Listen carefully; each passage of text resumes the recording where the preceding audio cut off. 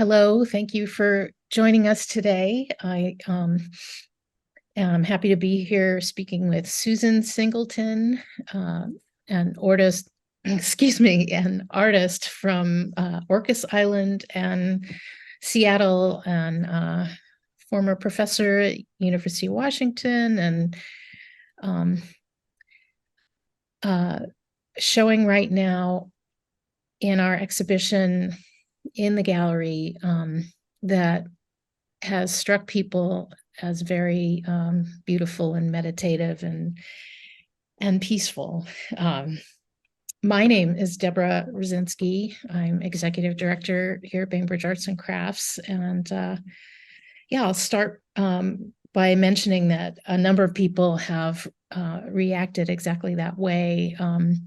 Actually, a longtime artist of the gallery who I only just met for the first time came in, and she was so taken with the combination of Caroline Cooley Brown's work and your work and this kind of dedicated sense of process conveying this emotional content. And she walked in and said that she hadn't seen an exhibition in a long time that had moved her to such a strong degree. Nice. So, that was really wonderful to hear and to talk to her about. And we've had a number of people inquiring about your work and interested in the textures and surfaces, and there's a kind of universal quality to the symbols and a few representational elements in your pieces that I think really strikes a chord with people. You have a very powerful statement that you included that maybe you can go into a little bit and tell us more, some of the background and what you were thinking about while you were making these pieces or realizing after they were made. I think that's kind of the process that I go through. Well, thank you. Thank you for exhibiting the work and inviting me to accompany Carolyn Cooley Brown's amazing weavings and whispers and strong drawings. We went to school together at the University of Washington. I was a graduate student, and actually, I need to correct your introduction. I was never a real professor. I was an instructor while I was in graduate school. And then I stayed on and taught for a number of years there, the introduction to art classes, and I loved it. I think I got my education as much from staying on and teaching those years as I did actually being a student. And I needed that time to grow up because I never really thought of myself as an artist. And it has taken me a lifetime to grow into kind of understanding the process. And I feel like it's just a part of being alive. And this work is becoming very truthful, and it seems to reflect more of me than thinking about an audience for it. And I think that's what communicates to the viewers, is just that kind of bare essence of, I'm not even sure what I'm seeking, but they're like, it's kind of like solving a math problem. When I begin a series, I have like a notion that well, with the houses, that I love that triangular shape and the strong, bold idea of shelter, and then the idea that that dissolves and changes according to how your family grows and changes, and the shelter collapses and reinvents itself. And I just love tumbling into these things, not really knowing where they're headed, but kind of having a lot of things tumbling around in my head, and then they hit the surface of the page, and it's almost more of a subtractive process than an addition. I think I like the materials I'm working with so well with these lexicon pieces. They're just that big, and I can work in series, and I can, oh, that works, and get back into the previous pieces, and then at some point just take a deep breath, and I know that they're communicating something of what I was after, and it tells me over time, and it's so curious. I don't know what is so lovely about the process. I fight with them. I argue. The pieces that I argue with the most are the ones that have the most layers, and they end up the most interesting kind of at the end, but they're usually the simplest ones. um, but it's just what I know how to do, and it's taken me a lifetime of kind of working with materials and clients, and I've done a lot of public commissions. And it's funny because now I always think of my work as being so square. It's like squares within a square and pattern squares within a square. And just this new series of work that I've started the last 5 years, the lexicon pieces have led to circles. And I'm just thinking that it's a completion of a life search to get back to the circle and how it's connected. I am curious, what attracts you to certain books that you use to take apart and embed certain pages that are embedded in some of the pieces. Do, would you call that an unconscious attraction to certain texts, or is there more to it? I think it is. It's the texture and the color, and I think the words that are printed on the paper are maybe secondary to the pages themselves and the idea that they form a grid. Um, it's funny because I've used so many different textures in my work over time, but I kind of go back to the same family. The little dot pattern, I don't know, just it seems to represent molecules and air, and they all have little associations, and then I get tired of them, and I look for something else, and they're too decorative, or I end up covering up much of what I lay down. Just seemed like a good idea at the time, but then it doesn't wear when I walk back in the studio. It doesn't resonate right on the piece. So um, I I think that there's yeah, the symbols and the texts. I have quite a collection of old books, and I'm not really even sure where they came from. I think the one that I used in the house pieces, was actually a German Bible. And at one point, as I was tearing it up, not really thinking about it as a holy thing, I kind of got this feeling like, oh my gosh, what am I doing here? Is this like sacrilegious? And my husband walked in and he goes, no, I think maybe more people will enjoy it in your work than will read a German ancient text. But I think it's the look, it's the layout of the pages, it's the printing, it's the color, it's the staining, it's the whole that book was so fun to take apart. And then I got this gift from a friend of mine who she worked in the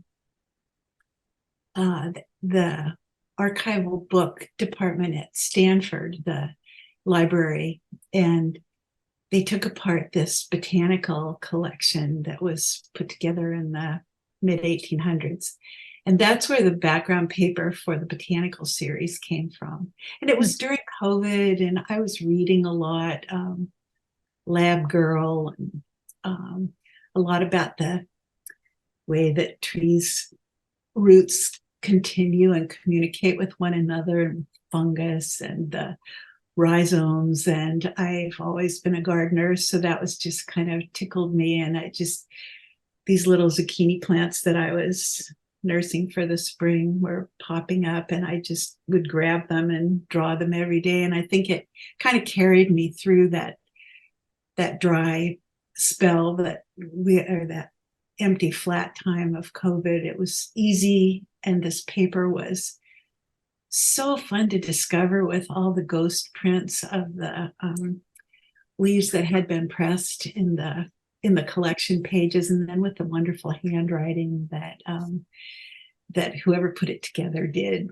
And I just got a big boost from that paper, and I've gone on to use it in a couple more of the lexicon pieces. The ravens are on that paper, and I just finished a whole series of ones that I'm calling seedlings, and they're so simple. It's just the paper with an image on it, and it just feels really powerful to peel down to the essence. And I think that's what I'm after in this work. I know how to draw, and I get trapped in the tricks of drawing, and I love color, and it's easy for me to put that together. But peeling all the easy part away seems to reveal something that I can distill down into what's most important to build the collection around. What would you call the easy part? The easy part's using the design elements. I think I think that's the vocabulary that artists develop over their lifetime, is shapes moving together, big, little. It's the tricks of, that's the craftsmanship. And I think that at some point that becomes very natural. In my own work, I've imitated the masters, and I love Rothko. I love Motherwell, the big gestural pieces and strong brush strokes. And then at some point, I think I had to make that vocabulary mine. And the lexicon pieces are really I think that's why I call them lexicon, because they are becoming my vocabulary. And I'm able to kind of pull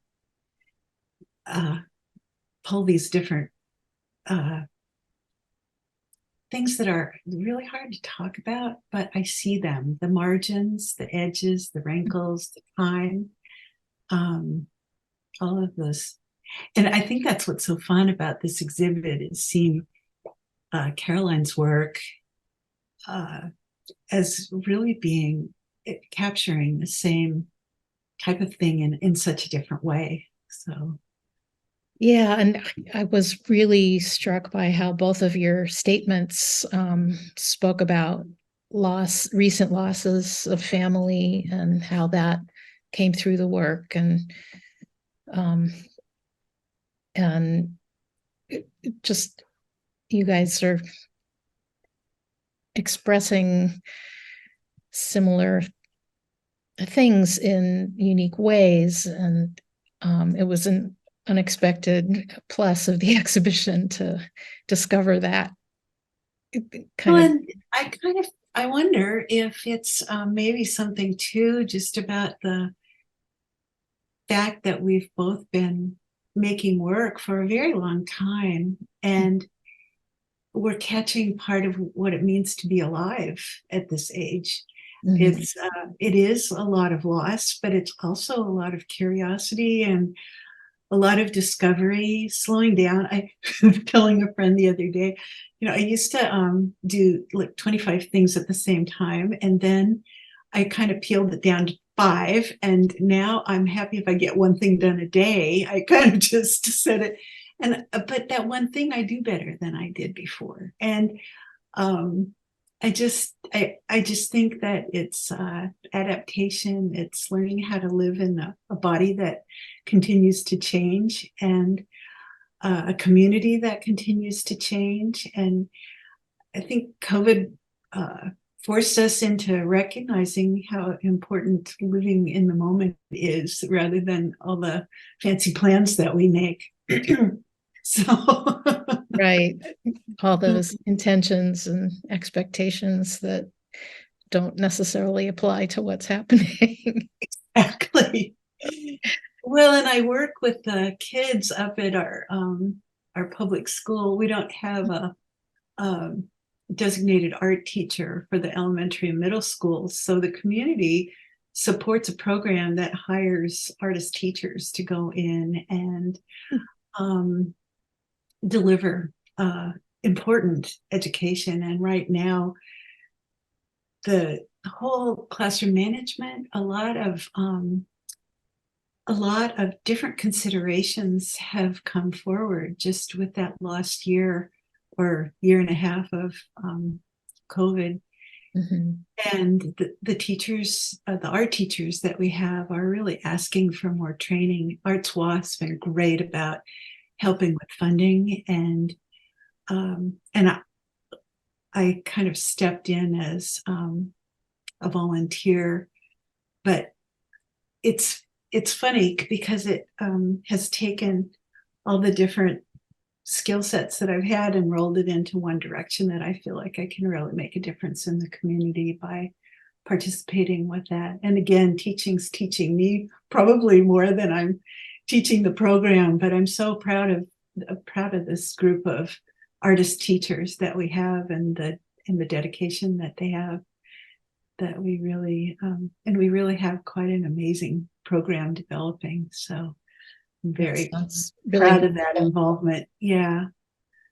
But that's that feeds the artwork too. You know, there's a certain energy that comes from community and kind of bouncing with people and learning skills of communicating in ways that I don't have to do in the studio, and all of it's good.